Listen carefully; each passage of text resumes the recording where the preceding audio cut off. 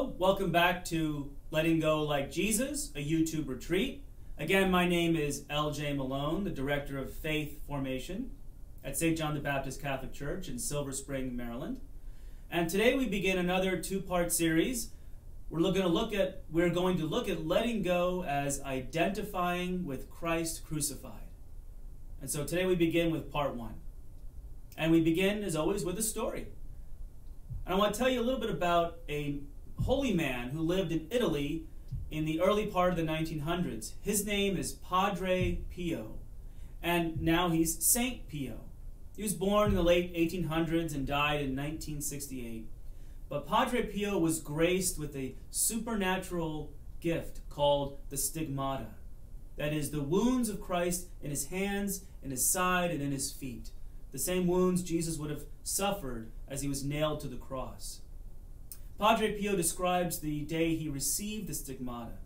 He says he felt the Lord appear to him in the form of someone on a cross. And he heard Jesus say, "I want to invite you to share my sorrows." He heard Jesus say, "I unite you with my passion." And then Padre Pio says he came to, and he realized that there were wounds in his hands and in his feet and in his side. These wounds, these stigmata, were the outward expression of how Padre Pio identified with Christ crucified.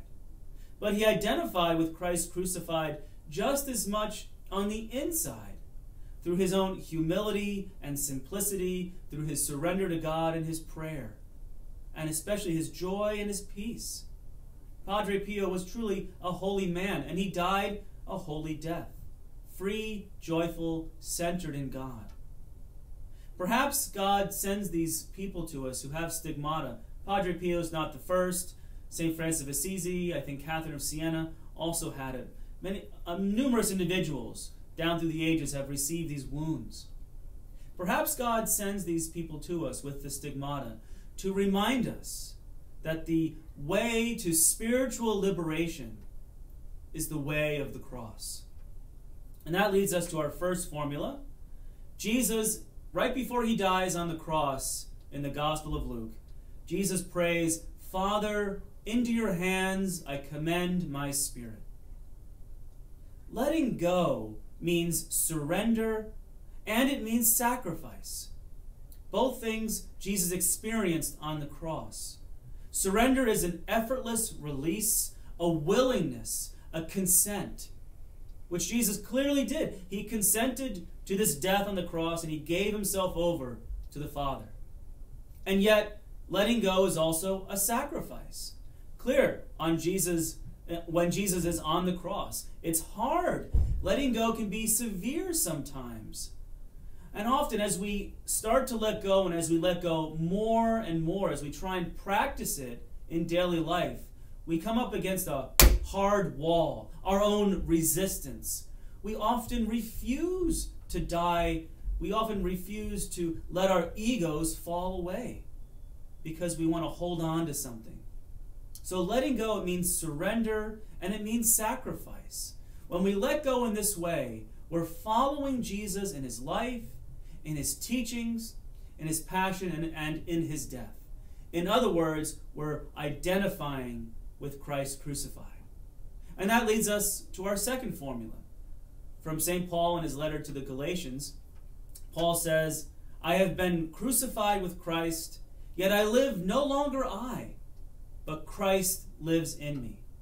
So this identification we've been talking about, it's clear in this line from St. Paul. We're identified with Christ crucified when we die with him, when we sacrifice. Anyone who is in love knows that sacrifice, though hard, it's necessary.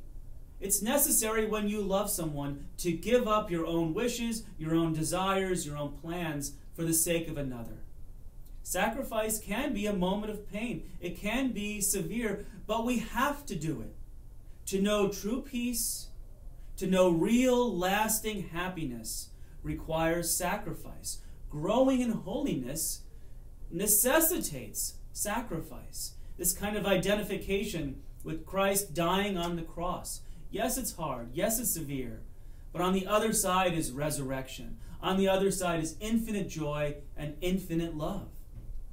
We have to die like Jesus, without complaining, without resentment, without any attachments, but with presence, with awareness, with surrender to God. And that leads us to our third formula. It comes to us from St. Bonaventure, an early Franciscan friar, who says, "Let us then die and enter into the darkness. Let us impose silence upon our cares, our desires, and our imaginings. With Christ crucified, let us pass out of this world to the Father." So St. Bonaventure is talking about silencing our attachments, what he calls our desires, our cares, our imaginings. And he's saying that we have to pass out of this world of attachment and narcissism and sin, to the Father. He's saying that we pass over our attachments and enter into the divine darkness, the mystery of God. And that this letting go, this relinquishing of our cares, our desires, and our imaginings happens when we're in this state of silence, of interior darkness. Meister Eckhart talks about it in this way.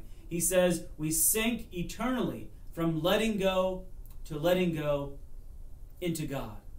That's Bonaventure's point, that we're able to silence our cares and our desires and our imaginings, all of our attachments, when we die into God, when we let go into God. And so we kind of end where we began. Letting go means letting go into God. We identify with Christ crucified as we pass out of this world of attachments into God. And that means that we let go into God. And so here's a good place to summarize our practice of letting go thus far in the past 10 videos and now in this 11th video. What does letting go mean? Letting go is first prayer. It means centering our hearts and our minds on God. Letting go, second, it means going beyond our minds with all of our thoughts and feelings. Letting go means trusting in God. It means retraining our desire to focus on God, our deepest desire, our heart's desire. Letting go means embracing our imperfections. And letting go results in a life of simplicity because we know that everything passes. Letting go also means being present. It means just being in the moment. To let go is to sink into the indistinct nothingness. To let go is to not resist, not retain, and not react to whatever's going on, to whatever circumstance presents itself in the moment. So we let go by maybe taking a deep breath, abiding in a state of interior silence, rooted in God, and we just let everything pass through us. This is clear. This kind of letting go is clear in Jesus' own life as he's walking the way of the cross. After he's condemned to death by Pilate, he has to bear his own cross. He has to carry it to Golgotha, the hill on which he's crucified. And before he even bears that cross, he gets tortured by Roman soldiers. So he gets tortured, he carries his heavy burden to the place of his execution, he's nailed to the cross and he dies, and all throughout, Jesus neither resists, nor retains, nor reacts. He doesn't fight it. He doesn't refuse it. He dies without complaining. He dies without resentment. He dies with surrender to God. He's our perfect example of how to let go. And so let's review our formulas and our main points. So first, Jesus says, "Father, into your hands I commend my spirit." Second, St. Paul says, "I have been crucified with Christ, yet I live no longer I, but Christ lives in me." And third, St. Bonaventure says, "Let us then die and enter into the darkness. Let us impose silence upon our cares, our desires, and our imaginings. With Christ crucified, let us pass out of this world to the Father." And here are our main points. First, letting go means sacrifice and surrender. Second, letting go can be hard. It can be disenchanting. Yet we have to do it to know real happiness. And third, to let go into God is to identify with Christ crucified. And our spiritual practice, it's letting go. It's letting go as simply as taking a deep breath and letting whatever negative emotion or upset that we're feeling, just letting it pass through us. Not repressing it, not ignoring it, accepting it, and going beyond it without any effort, but by letting it go and letting it be. And so our practice of letting go like Jesus means let go into God. Let your feelings be. Let your attachments fall away. Retrain your mind and heart to focus on God alone. So I invite you now, take a deep breath. Come into that state of interior silence, that conscious state of pure nothingness. That's the state of letting go. And whatever's bothering you right now, whatever is on your mind, come back to that state of being God-centered.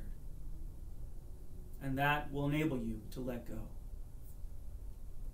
So I hope you enjoyed this video. We're going to continue on Wednesday with our next video and the last video in this series, Letting Go Like Jesus, part 2 on identifying with Christ crucified. Please like and share this video. Please comment below. And until next time, God bless.